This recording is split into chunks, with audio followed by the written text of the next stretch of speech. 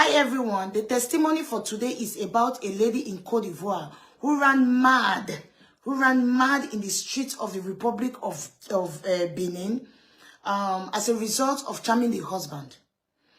Here with me, I got a 6-minute audio testimony in French explaining how and what exactly happened. What I will do is I will play 1 minute and some few seconds of this audio, and then I will translate I will translate the 1 minute and a few seconds and complete the story all in English. And that's how it's going to be. Any audio in French is going to be translated. It's going to be played some few minutes, depending on how many minutes that audio is, and then we'll complete it. We'll start it from the beginning of the audio. I don't know if you understand. Then we complete everything. Okay? Here we go. Let's get started. Il y avait une jeune dame vraiment qui était posée au niveau intellectuel, et puis elle a posté dans une société de la place. Et vraiment, cette jeune dame était vraiment tellement belle. En tout cas, elle avait tous les potentiels pour attirer un homme. Donc, elle a posté, Dieu merci pour elle, elle a eu le contrat. Et donc, elle a commencé à travailler dans une société de la place. Maintenant, elle a kiffé son boss, en fait. Mais le boss la calculait pas. Donc, quand le boss l'appelle pour juste signer les dossiers ou bien lui donner un café, vraiment, elle met tout ce qui est comme sexy, c'est-à-dire elle met ses formes en valeur pour attirer en fait ce dernier-là. Mais malheureusement, le monsieur ne s'occupait pas d'elle, lui c'était le travail, tout et tout. Donc, elle se demandait, avec tous ses charmes, avec tout son confort, comment se fait-il qu'elle n'arrive pas à séduire son boss. Donc, elle s'y rend dans un village, elle voit un féticheur, elle explique le problème. Le féticheur lui dit, bon, emmène-moi la photo, en tout cas, tout ce qu'elle consomme, on va faire le travail. Okay.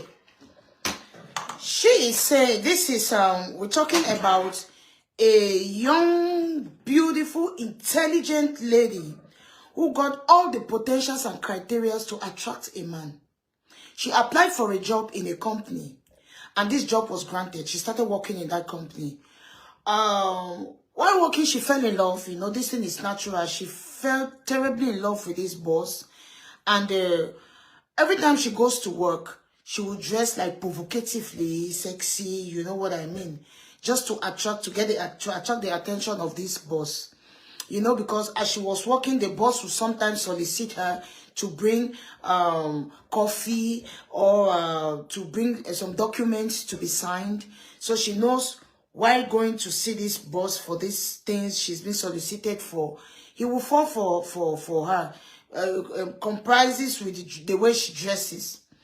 But unfortunately for her, the boss wasn't interested. The boss was not attracted to her. The boss was like bent, like only walk. He was so bent on his work. She became so surprised, like, because she got everything. Is that kind of a girl that is easily being attracted by men.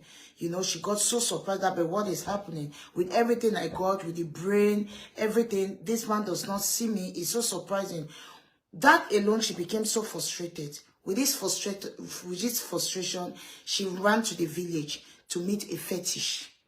And she explained and she said, we have to do everything because I wanted this man. The fetish said, okay, go back to Abidjan. Get a photo of this man and bring to me. She went back to work to Abidjan, got a photo of the boss, went back to the village, gave it to the fetish. The fetish worked on this photo. And while he walked, he took a padlock and gave to this lady. He said, this padlock, you see, is opened. I would like you to speak to this padlock. Say anything you want to say. And then you lock the padlock. When you lock it, we go together to the sea and we'll throw the padlock in the sea, into the sea. She said, okay. The man said, the fetish said, but before you do this, take another second chance, you know, sit down and reflect. If this is what you really want, because what we're going to do is for life. She said she loves this man very much, that she cannot just, like, you know, she will do everything it takes everything possible to have him. So the fetish says, so you're ready? She said, yes, she's ready. Psychologically, she is ready for it. The fetish said, okay, go ahead. Say what you want to say. And do what I said you should do. So she talked to the padlock. And then she locked it. And they went together to the sea. They threw it there together. She went back to Abidjan. 2 weeks later, after that, the boss started, you know, admiring her and started soliciting her more, by this time, romantically. And one thing led to another. They started a relationship and they got married. The thing is that while they were in their relationship, they didn't have any sexual rapport. But this girl didn't find out, she didn't care to really find out what was happening. What she thought was, maybe this man has some values and principles that he respect before marriage. So she just had to abide. She didn't care. She said, in any way, that will be my husband, and then when we get married, we'll do anything that we've not done while we were dating. So they got married. After marriage, what next? What do we expect? The marital rights. When it came to the marital rights, the husband, she found out that the husband wasn't having an erection. She did everything possible. Nothing could work. There was a day the husband just called her up and opened up to her and told her that he could not function. She felt so bad about it. And when the husband told her that he could not function, and she was this vibrant, beautiful, you know, young lady, she started going out. Infidelity. The next stage is infidelity. She started going out, having companions out there. The man was very much aware. But the problem, because she expected the man to understand the situation, which he did. But that thing she did, that padlock she has locked, and what she said, you know, it is working on this man. This man became so emotionally bound with this lady that, like, everywhere the lady would go, because they always go out together. When she will go to see those her companions outside, the man will look for her and the man will come and meet her where she is. So the thing became so boring to her. The man was choking her. She became so frustrated about the whole thing. And she went back to see the fetish in the village. The man told her this village fetish. He told her that, I told you that before we do this, you should have another second thought, because this thing is going to be for life. But you said you made up your mind, and I went with you to the sea to throw this into the sea. So there is no turning back. So there's no need coming back. We can't do any other thing. I told you. She left back for Abidjan. There was a day she went to see a companion, and this man had to follow her and came to meet her there. With this frustration, she said, okay, she'll do something, and maybe if she does it, next time the man will not come following her wherever she is with his companions. So she started screaming. She was yelling, thief, thief, thief, thief, thief, thief, thief. You know, in Africa, people will just run and they will come. They will not even want to find out what happened, what did he steal, who stole.